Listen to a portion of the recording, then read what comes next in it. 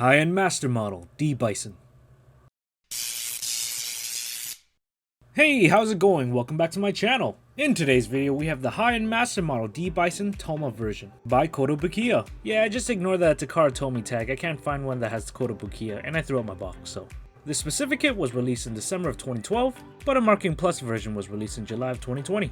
This sword was first seen in Chaotic Sentry, piloted by Thomas Richard Schubaltz. So I don't know why the box says Thoma, just like how Brad's is Barad.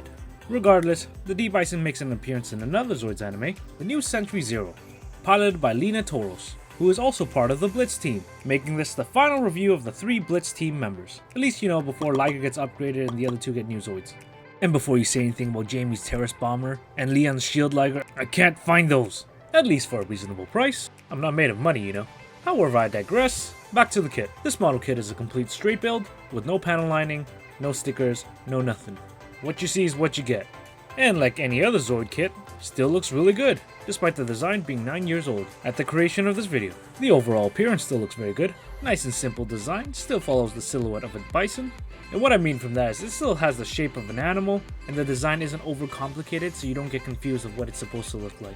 We got a pretty plain color palette, black and grays, little silvers here and there for the hooves and the horn, some greens for the underbelly and the body of it, as well as these bolt things. I'm not sure what they're actually called. The color overall isn't anything too flashy, however the surface level detail is amazing. Lots of mechanical details such as piping, vents, rivets, and hydraulics could be found throughout the whole kit. So despite being based on a living organism, the details give it such a good mechanical look. There's not a lot of areas on this kit that's very smooth and plain. I would highly recommend painting this kit though, just to bring out the details, make it pop a little more. That's if you don't like the color scheme, that is. Though solid in design, this kit is a couple years old since I built it, probably 6 or so, and here we run into the reoccurring problems I have with Zoid kits so far. They just simply get loose over time. For example, look at the shoulder joint.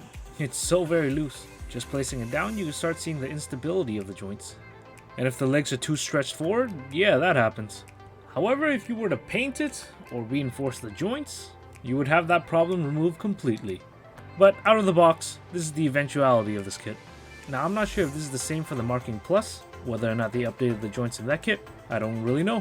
I don't have it. But this kit will just have a lot of loose pieces falling off, and you'll see that throughout the review. On to articulation. Starting with the head, it could pivot side to side this much, and look this far up and down. The head could do a 360 with no issues. The missile pods on its cheeks could 360. And they also have 2 opening hatches that reveals the missiles. I don't know about you, but it's pretty cool to have weapons on your cheeks. And speaking of weapons, check out the horns. Even they can be moved around a bit, whether you want upward facing horns or forward facing horns. Nice little gimmick. And also, like every other Zoid model, they have a cockpit with a painted pilot figure of Thomas himself, and that's just neat. The Dibison also has a movable lower jaw, revealing another missile pod that can move up and down. Yeah, you can start understanding the theme here, lots of weapons. Also, the neck can extend in and out, just like a turtle. And having this function is very important because it reveals the cannons on his neck, as well as removing the Zoid core, which I'll show later. Continuing on, in terms of body movement, we have this much of a side-to-side bend, and this much of a back extension / ab crunch. Very minute. However, there is a joint that allows the upper torso to extend quite a bit. But keep in mind if you move it around too much, yeah. Bisected. And here's the joint that gives it that extra mobility. While we're on the torso, let's take a look at the cannons up here. You can't milk those! Boy, does the Dibison have a lot of DACA. We have 4 cannons on each side of the hump, and 9 directly on the center of it. And as you can already see, each cannon has some individual movement, which is definitely a plus. There's also a very cool gimmick involving the hump, but we'll take a look at that later on. Now for movement in the forelimbs, we have this much of an external and internal rotation, and as you can see from the top down view, pretty decent, a full 360. The forelegs could abduct this much, and the whole shoulder assembly could extend, giving it a greater range of motion. However, as amazing as this may look, the joints on the shoulders have gotten so loose over time. I highly recommend tightening the joints, so just keep that in mind. Moving along, the elbow can bend this much, close to a 90-degree bend, and this much of an extension. Down to the ankles, it can pivot front and back this much, with an exceptional side pivot. Great range of motion all around for the hooves. And like the front legs, the rear legs could do an easy 360, with this much of an abduction, The rear legs do have a better connection than the front legs, however, but to show you the range of motion, I chose to remove it. We have an excellent knee hyperextension, gross, and an equally great bend. And that piece coming off is my own negligence, so ignore that. The rear ankle can extend and bend this far, very minimal. And similar to the front hooves, the rear share the same excellent range of motion. And as we move back to the posterior derriere, we have some guns near the butt, and they too have some good mobility, as does the tail itself. The tail is comprised of two main sections. Firstly, the base of the tail, which is able to move up and down, and the gun end of the tail, that moves in the same fashion. And unfortunately, that's the only movement it has. It is unable to move side to side. And while we're here, look at these. Heat sinks for his butt. Just an interesting design choice. In terms of articulation, I think the Dibison's pretty good. It's not going to be as flexible as a LiQWYD, but it's big and bulky, so you can't expect too much. Alrighty, let's move on to accessories and extras. And the first one is the one I already showed you, the painted pilot figure. And additionally, the standing figure, which is also fully painted, which also comes with a stand. And if you bought the Marking Plus Dibison, you just get a normal pilot figure. Well, that was it for the extras. However, there is something really cool you can do with this hump. Firstly, unlatch these black pieces, then pull it off. Oh, whoops, some shrapnel. And what you're left with is the whole weapon assembly for the hump, which you can transform into a mobile weapons platform. Firstly, flip open these two legs. They are on ball joints, so they have quite a bit of mobility. Next up, we flipped up these hinge insect legs. Kinda gross looking. Then turn it all around, open up this hatch, exposing this unpainted pilot figure. And I don't remember the Dibison having two pilots. But anyways, you flip open this antenna. And there you have it. Kinda looks like a beetle.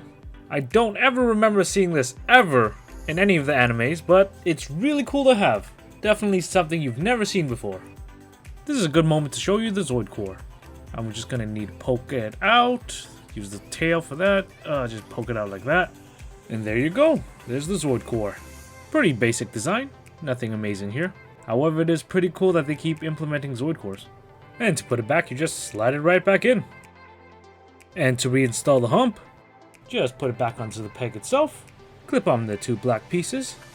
And you're all done. That's it for accessories and extras. Like most Zoids, everything's already attached onto the Zoid itself. I've pointed out that the joints have gone pretty loose over time, so let's just give it a good old shake and see if the whole model kit's been compromised. Ooh, that didn't take long. I think I'm partially to blame here, just because I was holding it from the backside, so maybe the top heavy part just came off really easily. Let's put this thing back together and try that again. I'll hold it from the hump, which is much more solid, and we'll see. Okay, back to the shake test. Keep in mind, I am holding it a little more on the hump now, so it should be a little more stable. And so far, so good. Nothing's falling off. But at the end, I did notice that the connection area from the torso to the pelvic area has gone loose, as well as the legs just kind of giving out. This is quite a large and heavy kit, so I don't want to shake it too violently, lest something flies off and breaks. I don't want that. Anyways, time for a size comparison. Here it is next to an entry grade RX-78-2, just a torso head taller. Here it is next to a real grade new Gundam, much more similar in height, not in width though. And here it is next to my last reviewed kit, a full mechanics Calamity, much taller than the Dibison. Now here it is next to Doraemon, Haru, DK, Funko, Egbert. And finally here it is next to the rest of the Blitz team. It is noticeably bigger than the Command Wolf, but around the same size as the LiQWYD. Boy, I sure love Zoids. They just look so good when they're together.